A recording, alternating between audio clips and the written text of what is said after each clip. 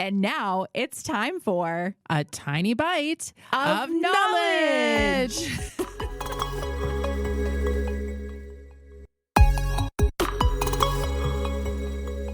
Gumbo, white spot, crusty, alkali, gumbo, saline, kochia patch. These are all terms I've heard people call areas and fields that are salt affected, but they aren't all created equally. There are some differences here, and we're going to talk about those on these salt affected areas of our fields. That's right, Jody.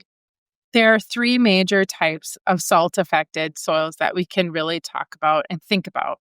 We're going to break that all down in this episode of Tiny Bites. First of all, I think it's important for everybody to know that if you want to try to, by the numbers, identify and define a salty soil, you have to soil sample with that in mind. And it's important that you pull soil samples 0 to 6, 6 to 24 inches, sample. You can even go down and partitions and take a look at soil cores in 6-inch increments and have these parameters analyzed. But make sure that you're getting those soils tested for electrical conductivity on a 1-to-1 basis, as well as the extractable sodium percentage. You need to have those two parameters. pH can also be a helpful indicator in some instances.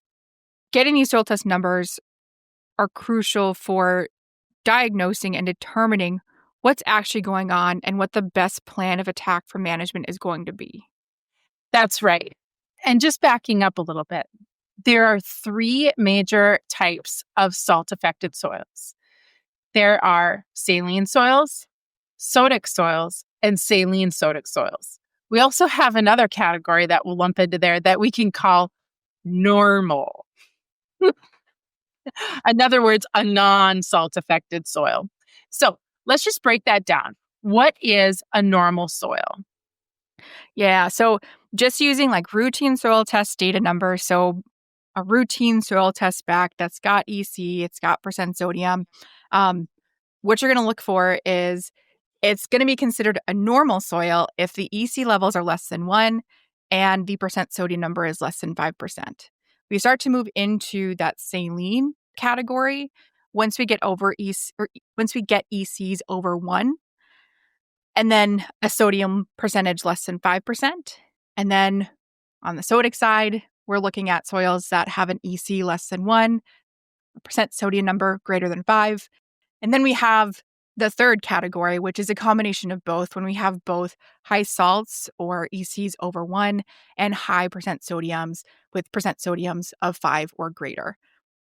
So that is definitely the breakdown of those three categories. And again, a saline soil is a soil that, by the characteristics and how that acts, Jody just went through the numbers, that is a soil that is highly affected by salts. And what that means is, in that scenario, it's going to be hard for a plant. It's going to be difficult for a plant to actually take up the soil solution. Salt-affected fields actually sometimes act as if they're almost in a drought situation because it's just so hard for that plant to take up moisture and the soil solution in that scenario. However, the actual physical properties of the soil don't change that much. So you can still have somewhat aggregation. Usually they do tend to be a bit more saturated, just again, because plants aren't able to take up that much moisture in that scenario. So they might be a little bit wetter. But generally speaking, the soil physical parameters don't change a whole lot. Now, in a sodic soil, something that's very interesting is that often we might even see soil pHs greater than 8.5 in that sodic soil scenario. Also, sodium-affected soils tend to have some very interesting soil physical properties that go along with them.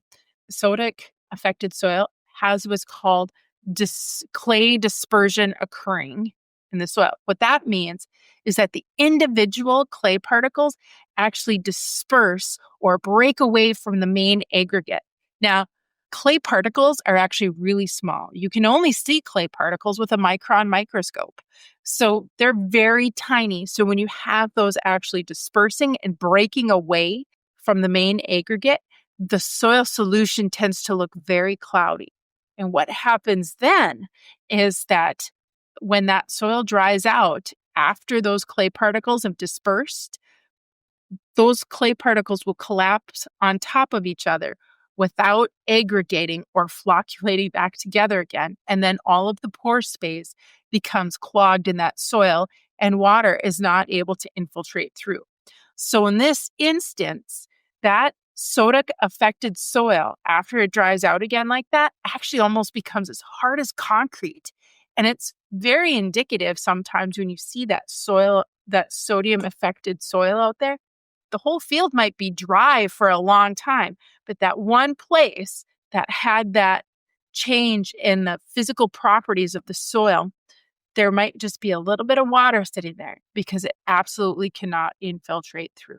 So the soil physical properties can be greatly affected by a purely sodic soil. Saline-sodic soil is very interesting because it has both the saline component as well as the sodic component. What's interesting is that in this scenario, those clays are not able to disperse as they would in a purely sodic situation. And so what happens is the physical properties of that soil maintain, and water can actually still infiltrate through because it's the salts from the saline component that keep those clay particles, what we call flocculated or maintained together in the little aggregates. If you have a scenario, the non-sodium salts are able to leach through the system, then you get left behind with just the sodium, at which point in time that can take over as a sodium-affected soil. And the soil physical properties, again, can change to have that dispersion issue. And again, where the clays can collapse upon themselves and not allow for water to infiltrate through.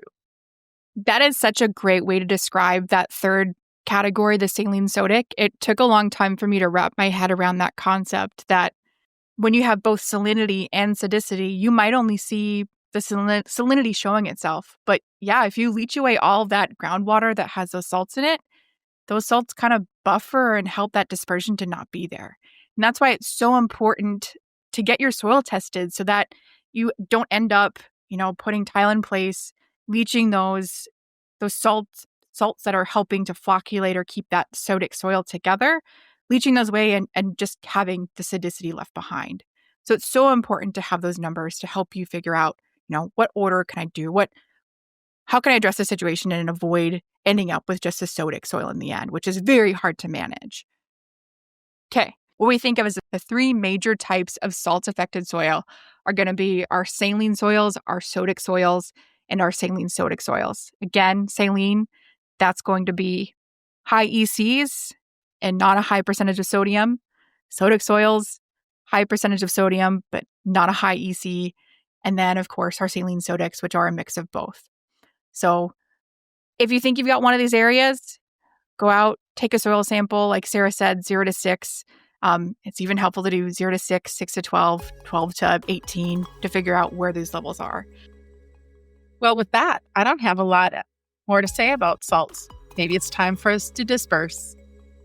Tune in next time for a tiny bite of knowledge from GK Technology, where we have a map and an app for that.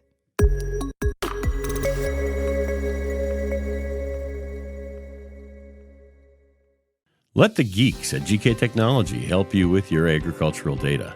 Their agronomists know agriculture. When it comes to creating soils and zone maps to maximize yields in your fields, you can trust the people with decades of experience in site-specific agriculture.